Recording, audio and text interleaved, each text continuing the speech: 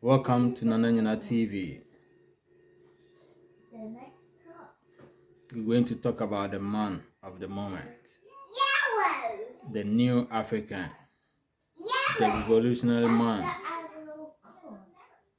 the man with vision, the man of power, the man of vigor, the man of valor, Emmanuel Ibrahim Traore. Captain Ibrahim Traore. Ibrahim Traore. Ibrahim Traore. Ibrahim Traore. Keep this photo safe as it forms the foundation of today's story. When I looked at it, a thought came to mind. If you don't have the strength to finish a fight, don't start it. We all have moments of doubt. We all have our weaknesses and we all have our faults. No one is perfect. Why did this thought come to my mind? It's because this photo was taken between 2009 and 2010. The person in the photo was about 20 years old at the time, very young and just starting his military training. The photo was taken in a military camp during that period. At that time, this man, a beginner soldier with a private rank, The youngest president of Africa with a difference.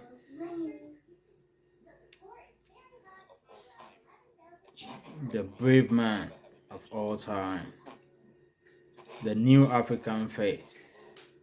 Emmanuel Ibrahim Traore. That's how I call him. The liberation of Africa.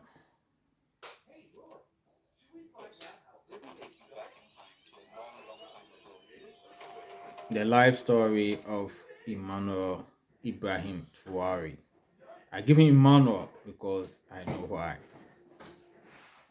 didn't realize that he would one day become one of the most influential leaders of all time, achieving what many could never have imagined through a coup.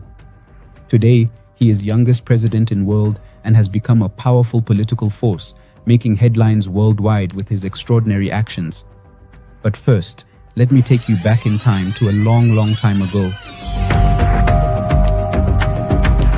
On September 5th, 1852, in a building called Corinthian Hall, a well-known abolitionist, Frederick Douglass, stood before the Ladies' Anti-Slavery Society and spoke words that flowed like blood in the veins of African Americans. Even today, those words continue to circulate across the hills and valleys of Africa because they marked the moment when African Americans in the USA began to rise against oppression. At that time, Frederick Douglass boldly said, "Listen and hear me well. A slave who does not fight for his freedom, who refuses to rise against bondage, will remain a slave forever and does not merit concern."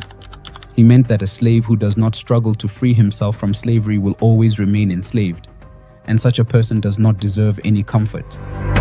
When we talk about a slave who does not deserve to be concerned because he sits back and waits for others to come and free him, it reminds me of words recently spoken at the 2023 Afro-Russian Summit in St. Petersburg, Russia. These words came from a young man, a former soldier, and now the father of 2 children, who has become a symbol of defiance against the European colonizers who continue to take advantage of Africa with their dishonest tactics. Ibrahim Traore, the man of the moment. He is the new African leader, the new face of Africa.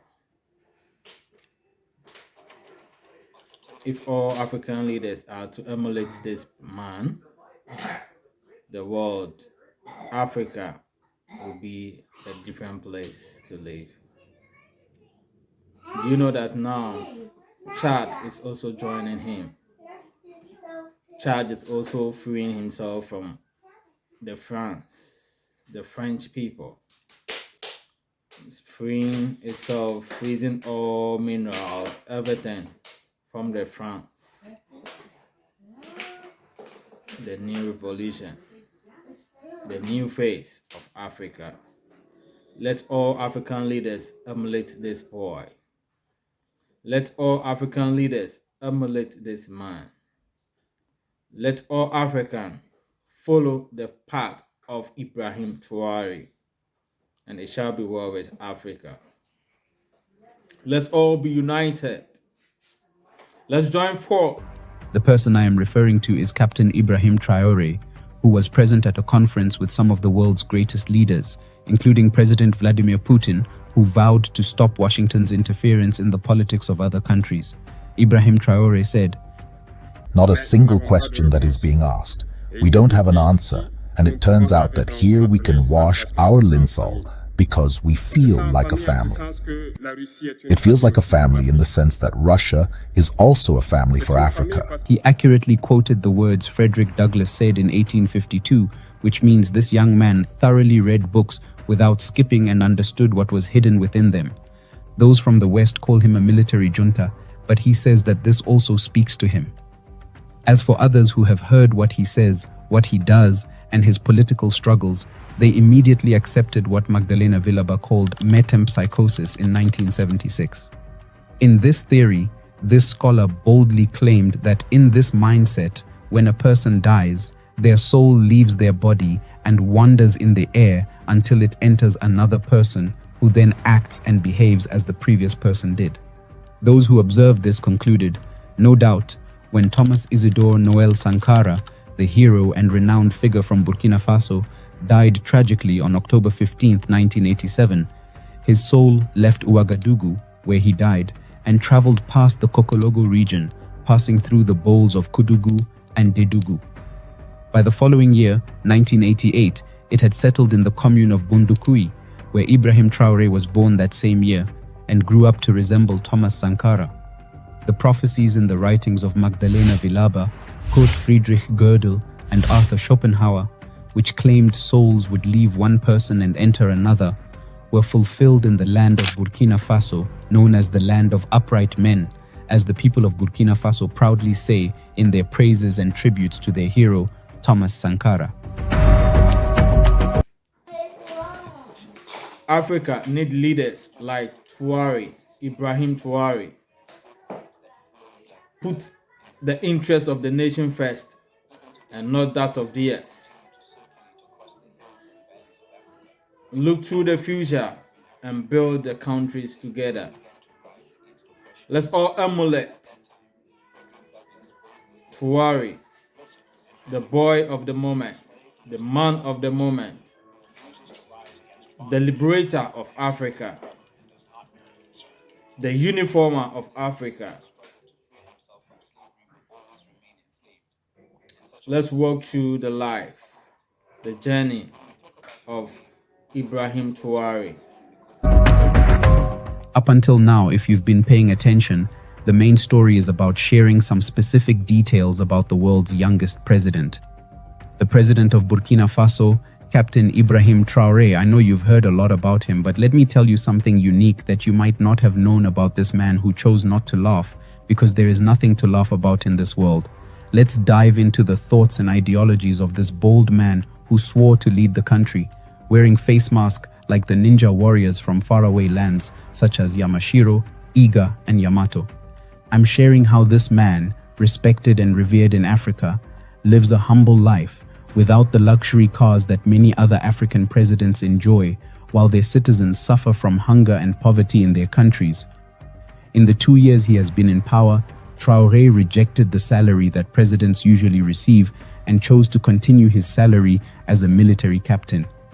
Do you know why? Because he lives in a simple house, not a palace like others. You should also know about this man's survival of a sinister plot to overthrow him, a conspiracy funded with 5 billion CFA by some of his enemies.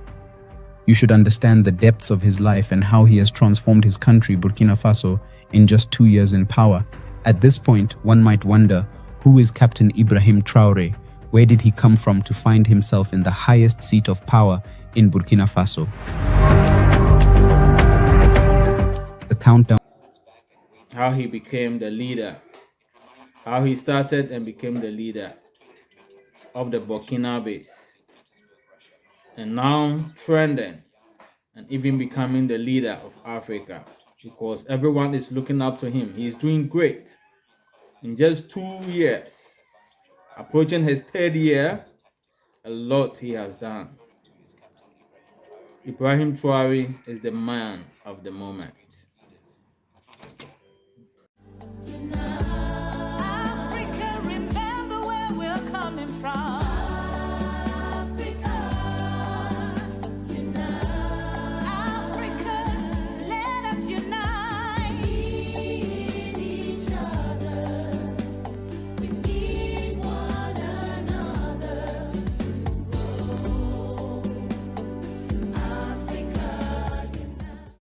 Captain Ibrahim Traore was born on 14th March 1988 in Kera, Bondokui, Muhun province of Burkina Faso. He attended primary school in his hometown Bondokui and secondary school in Bobo Dioulasso, Burkina Faso's second largest city. In this school, he was known as being quiet and very talented. Unlike his predecessor, Damiba, and many other Burkinabe officers who embraced a military career as teenagers, Ibrahim Traore had a civilian background before joining the army. In 2006, he moved to Ouagadougou, the capital, to study geology at the Joseph Kizerbo University. In the latter, he rose to delegate and became known for defending his classmates in disputes. He graduated from the university with honors. In 2009, Ibrahim Traore took bold decision and joined the Georges Namwano Military Academy. This academy is a second-tier institution compared to the prestigious Kadiogo Military Academy, KMP, of which Thomas Sankara and the former President Damiba are alumni. Upon his graduation in 2012, he was sent to Morocco for anti-aircraft training before being transferred to an infantry unit in Kaya, a town in northern Burkina Faso. 2 years later, in 2024, he was promoted to lieutenant. After serving in relatively junior positions in Burkina Faso's military, Traore's major breakthrough came in the same year of promotion 2014 when he was deployed to Mali as a soldier under the United Nations peacekeeping mission program MINUSMA. In Mali, Traore cut his teeth fighting the jihadists. To Sunday, March 23rd, 2025. It's Friday, March 21st, and it's 6 o'clock in the morning. It's the General Assembly, heading to the Paspanga Gendarmerie Camp. One cannot want to be an entrepreneur without having at least some training in patriotism and civics, because the nation relies on you to build itself. It is you that we will count on tomorrow to build our nation. Therefore, it is very important that you have at least some values regarding civics and patriotism. At home, Dad and Mom have educated each of you according to a certain set of values. But here, we will educate you according to the values of the Republic. This initiative is to be commended, especially and ethnic insurgents. According to various accounts, Traore showed bravery in the face of a complex attack by militants in the northern Tombouctou region. This was in 2018. The following year, in 2019, he participated in a military operation codenamed Operation at Djibo in the Otapuanu offensive in Burkina Faso's restive east for 7 months and several other counter-insurgency operations in the country's north. Despite being touted as a major success, this operation resulted in only temporary withdrawal by militants from the region and a corresponding increase in attacks elsewhere in the country.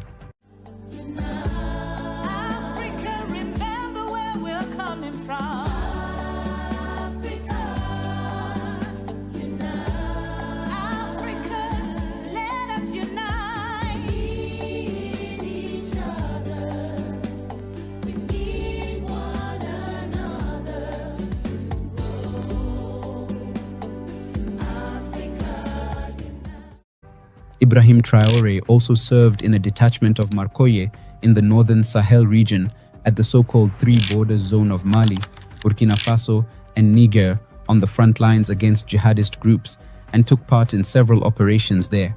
People who knew Traore at the time said that he exhibited leadership attributes, including being willful, courageous, and close to his men. Ibrahim Traore was promoted to the rank of captain in 2020. Around the same time, however, he was among the young and destitute officers who couldn't help observing their superiors' inability to contain the jihadists' threat in the field. Traore and his fellow officers were stuck between a rock and hard place. One source recounted an incident that occurred in 2020 when the town of Barsalogo in central Burkina Faso was on the verge of falling to jihadists. The highway into Barcelogo was believed to have been mined, so Traore led his men on a commando trek across the countryside, arriving in time to free the town. In Burkina Faso, the attacks by the jihadist groups include armed attacks, abductions, carjackings, improvised explosive devices, rocket attacks, and ambushes. The most affected regions in Burkina Faso are the Sahel. Africa, remember where we're coming from.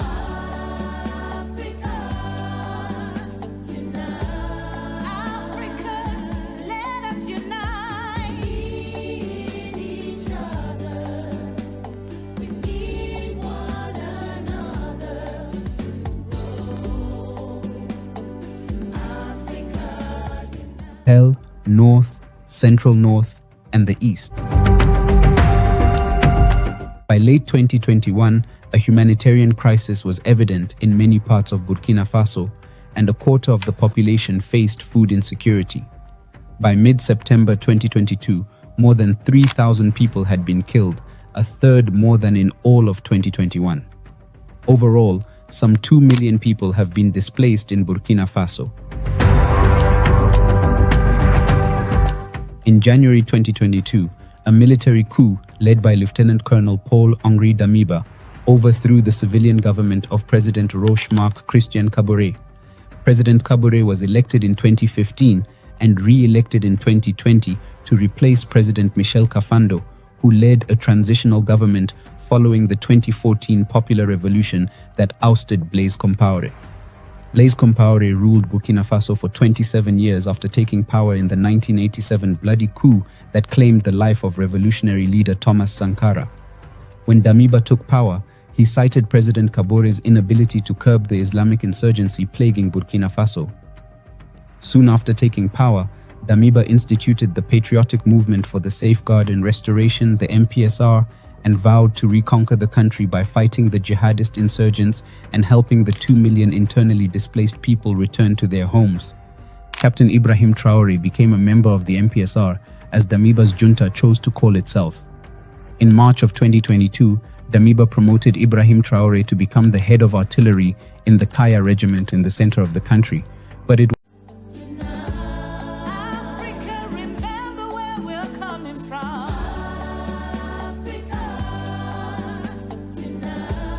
Africa, let us unite. We need each other.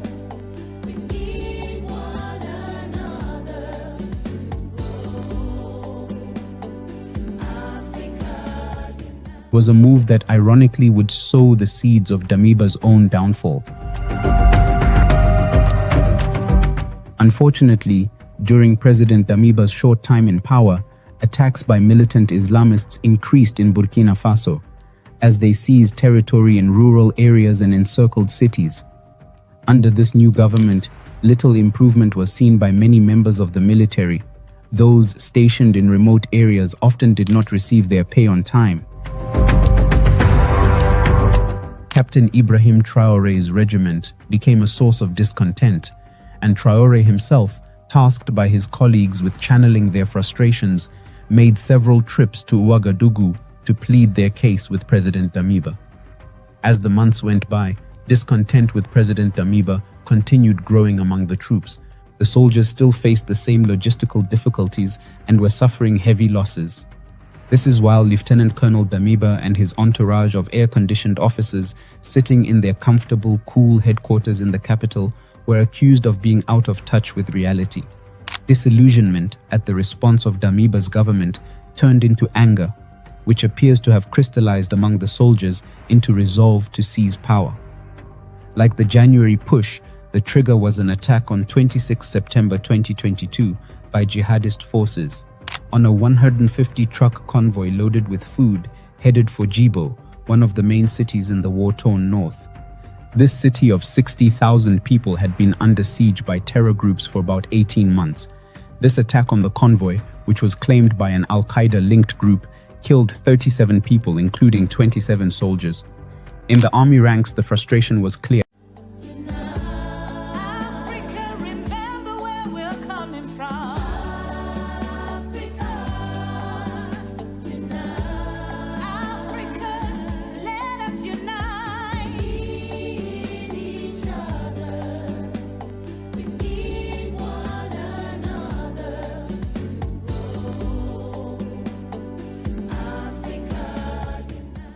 especially among the youngest members. This defeat of the army was pinned on Damiba.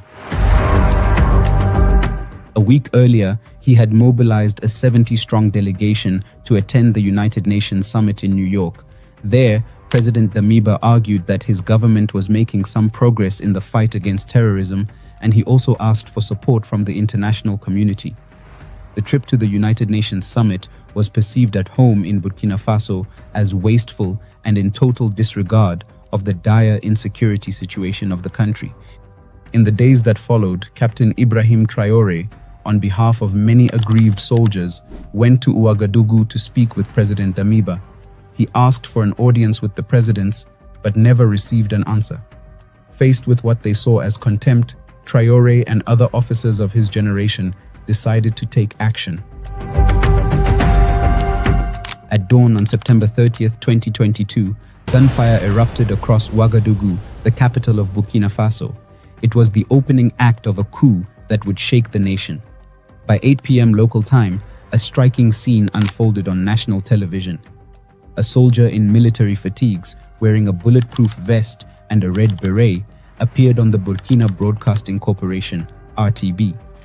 Surrounded by hooded and helmeted men, he delivered a bombshell announcement. Captain Ibrahim Traore was taking over as head of the Patriotic Movement for Safeguard and Restoration, MPSR, overthrowing Lieutenant Colonel Paul-Henri Sandaogo Damiba. The coup leaders justified their actions by accusing Damiba of betraying their shared vision.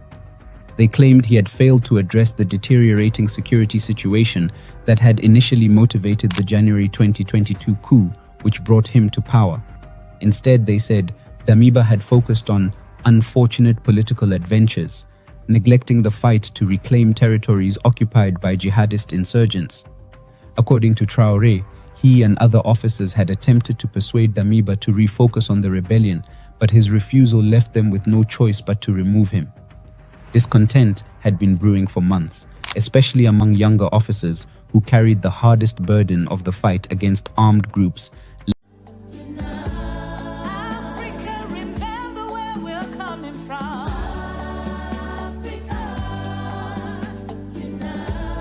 Africa, let us unite. Each other, we need one another to grow. Africa, Linked to ISIL and Al-Qaeda. The elite Cobra unit, known for its frontline operations, faced delays in pay, further deepening frustrations. When the plotters launched their coup on September 30th, Traore, still a captain, found strong support within the Cobra unit, which played a key role in the operation. Traore's junta declared its commitment to addressing the country's challenges. They vowed to refocus on national security, restore territorial integrity, and uphold Burkina Faso's international commitments, including respect for human rights. Additionally, they announced plans to diversify Burkina Faso's international partnerships in the fight against jihadism. However, the coup soon escalated into a broader crisis. On October 1st, with their takeover appearing to struggle, Traore and his officers accused Damiba of seeking refuge at the French military base in Camboinsin, where they claimed he was planning a counter-offensive. In a nation filled with anti-French sentiment, this claim ignited outrage. Although the French government denied the allegation, thousands of protesters took to the streets of Ouagadougou and Bobo-Dioulasso, targeting the French embassy and cultural institutes. What began as a military coup transformed into a popular uprising against perceived foreign interference. During the night, momentum shifted decisively in Traore's favor. Several army units, including the Air Force and Special Forces, declared their allegiance to him. By the next morning, Damiba was forced to resign. He reportedly agreed to step down on the condition that his safety and the safety of his allies were guaranteed. The whole Africa, remember where we're coming from.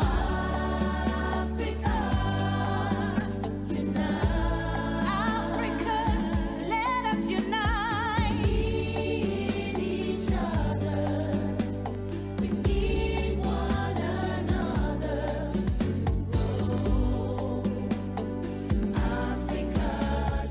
The world was astonished 6 days later when he came to swear in as the interim leader after he had relied on the strength of a hidden weapon.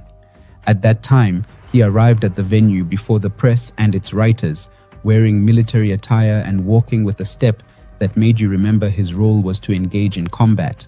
What surprised those present was that he was wearing a face mask, as he didn't want those watching him to see his face, which could have scared some of them. Then, a document with 3 sentences in French was handed to him. With his hand raised, he said, I swear before the people of Burkina Faso and on my honor to preserve, respect, uphold, and defend the Constitution, the Charter of Transition, and the laws, to make every effort to guarantee justice to all inhabitants of Burkina Faso. At just 34 years old, Captain Ibrahim Traore was installed as transitional president, becoming the world's youngest leader at the time. Thousands of Burkinabe citizens gathered in the capital to celebrate his ascension in what resembled a victory parade.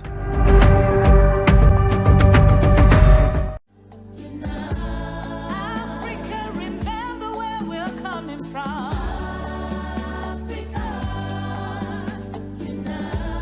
Africa, let us unite. In each other, we need one another to grow. Africa. Captain Ibrahim Traore is so young that to match his age to Paul Biya, the 91-year-old president of Cameroon and Africa's oldest leader, you would need to double Traore's age and then add 19 years. Captain Ibrahim Traore remarked that he has no interest in the formalities of wearing political suits or engaging in political posturing. His focus is on reviving a nation that seemed to be falling apart. He declared that he is prepared to make any sacrifice to ensure his country can once again breathe the air of peace and freedom. No sacrifice will be too great to take this country out of the situation in which it finds itself. So, our commitment is for a return to peace. And our compass will always be the people.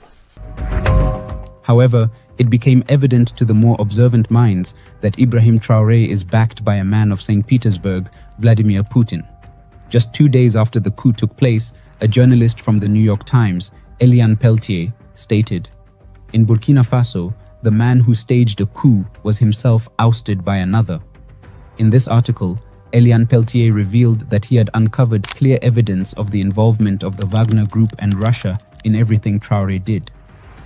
2 days later, Edward McAllister of Reuters corroborated this, affirming that he had followed the developments closely and found that those attempting to challenge or undermine Traore should tread carefully as Russia stood firmly behind him. Nevertheless, Traore denied all these claims, telling France 24 that he did not need Wagner soldiers from Russia, as he had already established a local version of Wagner in Burkina Faso. He stated, "I do not need Wagner soldiers from Russia because I have our own Wagner here, called VDP, Volontaires pour la Défense de la Patrie. These are volunteer fighters ready to protect and defend the land of Burkina Faso." However, the secrecy Africa, remember where we're coming from.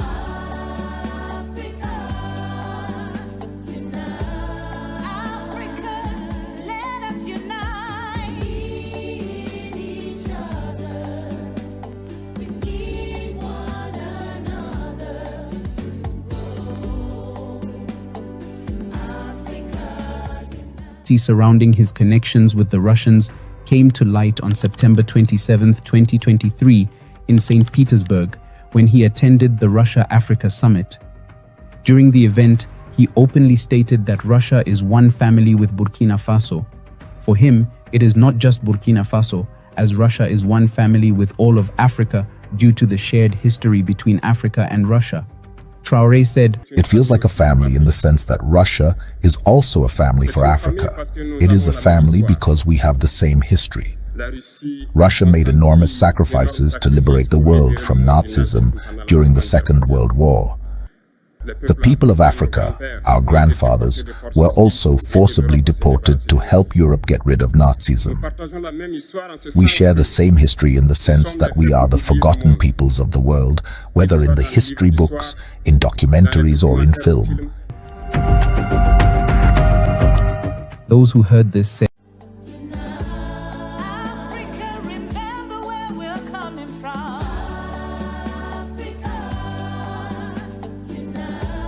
Africa, let us unite. We need each other.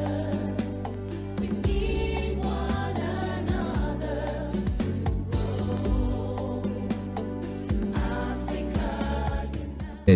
"Now Traore, we have proof. You can no longer deny your ties with the Russians, especially since you call them brothers, and openly declare without hesitation your support for working with them." Traore initially promised to hold democratic elections by July 2024. However, on May 25, 2024, the junta announced an extension of its rule for another 5 years, with Traore remaining in power. The decision sparked mixed reactions domestically and internationally, as many questioned whether it marked a retreat from the promised transition to civilian governance. Since Traore's rise to power, relations with France, Burkina Faso's former colonial ruler, have remained tense. Demonstrations demanding an end to the French military presence reflect a broader sentiment across West Africa and the Sahel, where anti-French sentiment is growing. Traore's leadership has also seen Burkina Faso strengthen ties with other global partners, signaling a shift in the nation's foreign policy. In January 2023, Burkina Faso gave France 1 month to withdraw its troops as it ended a military accord that allowed French troops to fight insurgents on its territory, citing a wish for Burkina Faso to defend itself.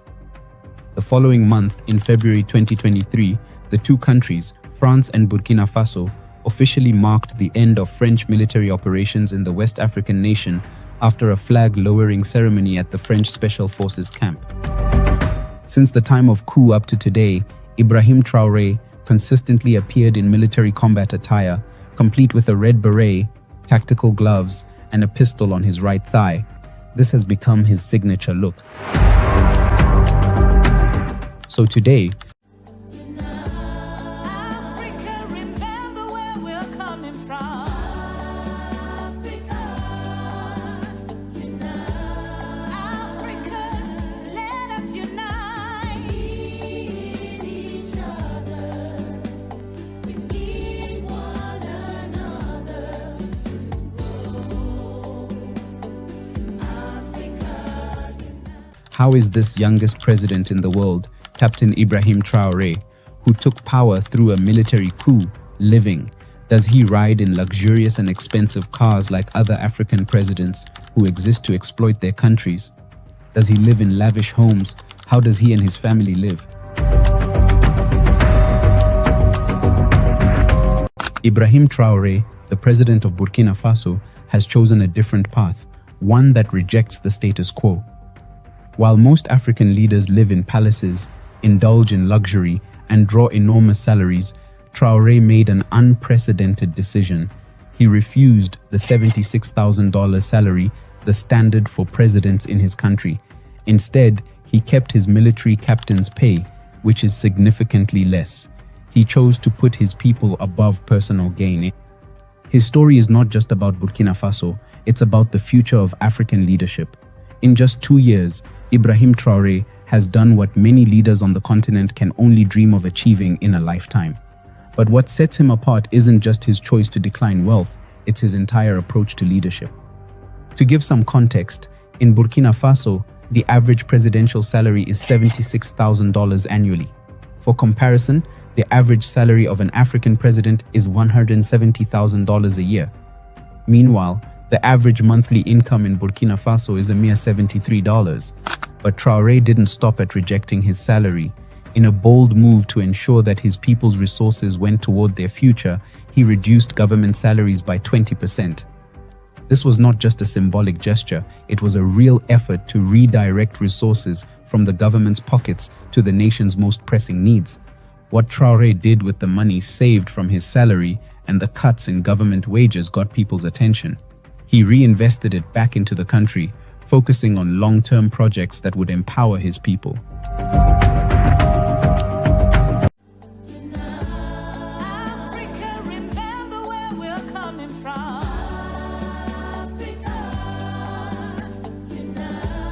Africa, let us unite. Each other.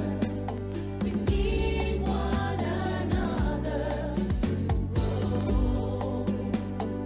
Africa.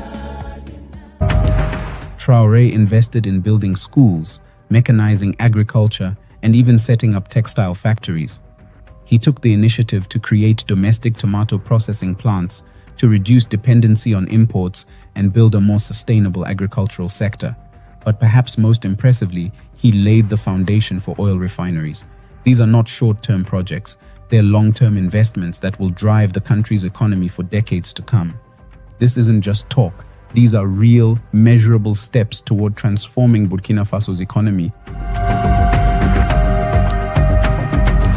In a continent where most leaders flaunt their wealth, boasting fleets of expensive cars, private jets, and sprawling mansions, Traore has chosen simplicity.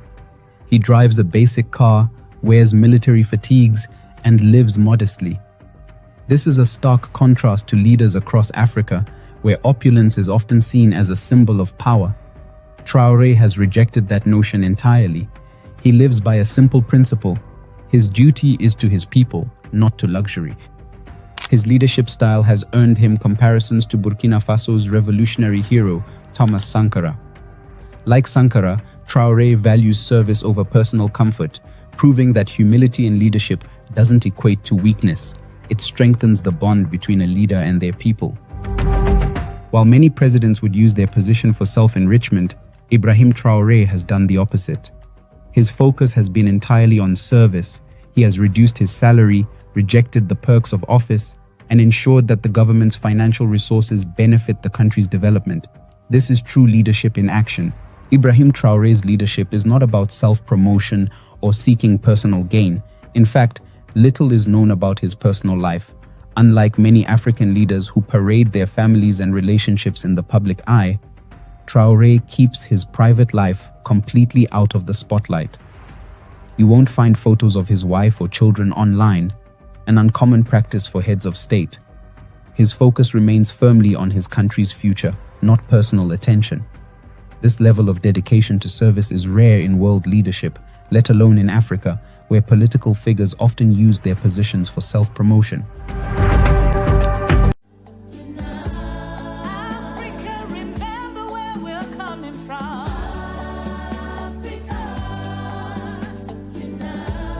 Africa, let us unite. Each other. We need one another to grow. Africa. In less than 2 years, Ibrahim Traore has proven that leadership doesn't have to come with excess wealth or luxury. His focus on humility, service, and prioritizing the welfare of his people has made him an exception in a continent where power is often synonymous with personal enrichment. By rejecting the idea that a president must be rich and live in luxury, Ibrahim Traore is paving the way for a new kind of leadership in Africa, one where the people come first, not the politicians. His actions have already made a significant impact on Burkina Faso, and if other leaders across Africa follow his example, the future of the continent could look very different. Allow me to take you into the part of the rescue of Captain Ibrahim Traore's regime overthrow. How did it happen that Captain Ibrahim Traore himself survived a coup d'etat just as he executed one? It was part of a sinister plot that involved up to 5 billion CFA francs.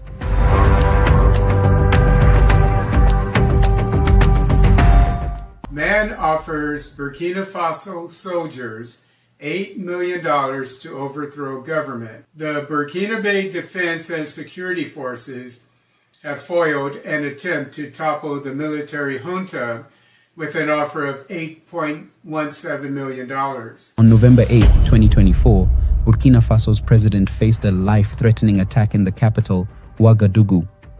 A covert plot targeting the country's stability was foiled when the military uncovered a scheme involving a mysterious figure who entered Burkina Faso under the guise of a business trip. This individual brought with him 5 billion CFA francs, which were intended not for development but to bribe soldiers into destabilizing the country. The money was meant to fund a coup and shift Burkina Faso's leadership. The suspect, linked to influential foreign interests, sought to exploit the country's weaknesses. Burkina Faso, abundant Africa, remember where we're coming from. Africa, Africa, let us unite. In each other, we need one another to grow. Africa, in natural resources such as gold and other minerals, holds a strategic position in West Africa. As the country had made strides towards stability, certain foreign powers viewed this as a threat. The plot was simple: bribe soldiers with large sums of money to secure their loyalty, igniting chaos that would shift power. However, the soldiers approached by the suspect were not easily convinced. These seasoned veterans had fought against insurgents and extremist groups. Their loyalty to Burkina Faso remained unshaken, and instead of rejecting the offer, they played along, reporting the suspect's moves to their superiors. Over weeks, they gathered critical information and were able to expose the full extent of the conspiracy. On the day of the planned exchange, a sting operation was set into motion. The suspect was apprehended at a warehouse, his suitcase filled with the cash meant for the coup. Hidden cameras and surveillance had recorded everything, providing undeniable evidence of the plot. The suspect's arrest revealed a far-reaching conspiracy, with connections to foreign operatives and mercenaries operating in the Sahel region. These operatives, funded by powerful foreign entities, were part of a broader strategy to destabilize Burkina Faso and other West African nations. The goal was to exploit the region's resources and weaken national Africa, remember where we're coming from. Africa, Africa, let us unite. In each other, we need one another to grow. Africa, sovereignty. This plot wasn't just about money. It was a power play against the self-sufficient Burkina Faso that had begun to reclaim control over its resources. Foreign interests had benefited from exploiting the region for years, and the rise of a stable, independent Burkina Faso threatened that dominance. The foiled conspiracy highlights the lengths foreign powers will go to maintain control over Africa's resources. It also signals the growing resistance of African nations, like Burkina Faso, against exploitation. The plot serves as a warning. Attempts to assert independence will not be tolerated.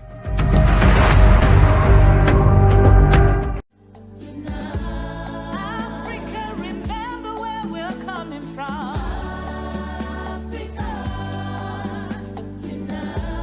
Africa, let us unite.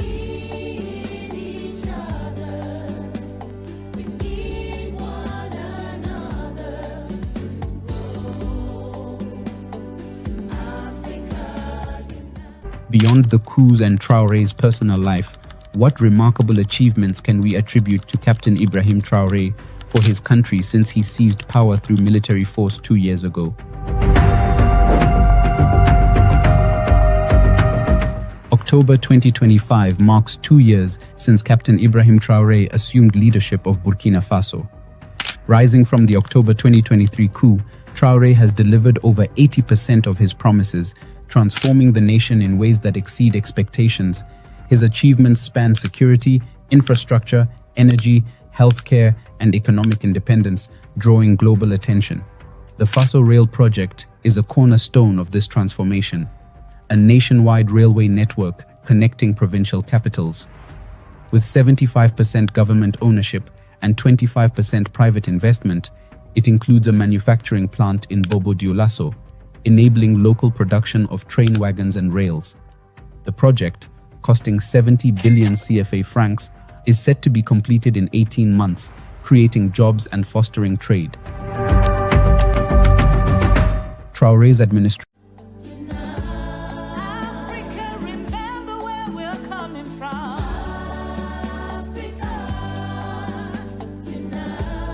Africa, let us unite. Each other. We need one another to grow. Africa.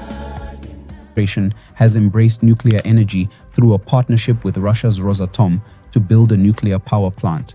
This project focuses on clean energy, healthcare, and industrial development, reducing reliance on fossil fuels and expanding electricity access. In Kudugu, the pharmaceutical technopole is being built to produce medicines domestically, cut dependency on imports, and improve healthcare access. In the next 5 years, 70 billion CFA franc initiative will create jobs and promote local production. Efforts to increase the value of natural resources include setting up a gold refinery to process gold locally, building a tomato processing plant to reduce the need for imports, and promoting agricultural mechanization. This includes free tractor services, subsidized seeds, and fertilizers, which have boosted food security by over 50% in just 2 years. Faso Rapid Intervention Battalion kills 28 terrorists. During Operation Zero Terrorists in the Solenzo Bushes, the Defense and Security Forces, FDS, and Volunteers for the Defense of the Homeland, VDP, killed 29 terrorists in Montiancui village on January 2nd, 2025. Military reforms have reclaimed territory. Africa, remember where we're coming from.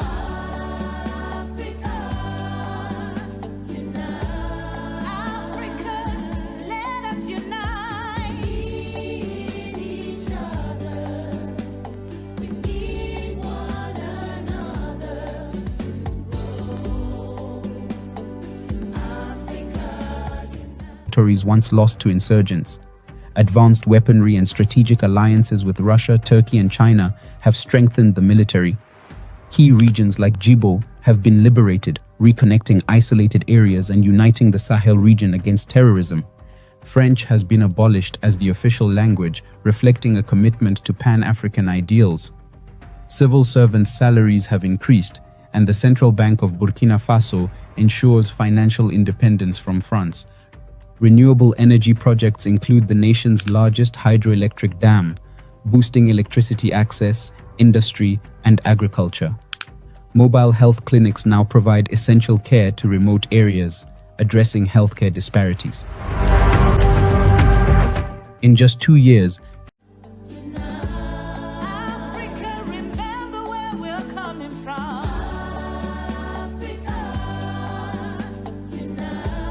Africa, let us unite. Each other. We need one another to grow. Africa. Captain Ibrahim Traore has reshaped Burkina Faso, building a nation defined by resilience, independence, and progress. Considering everything we know about Captain Ibrahim Traore, what lessons can African leaders learn from him to improve the future of their countries? Do you believe Traore has the potential to shape the history of his country and Africa as a whole? This is the end. Thanks for watching. I wish you better life, foods, and money. Stay in the Big Wins family.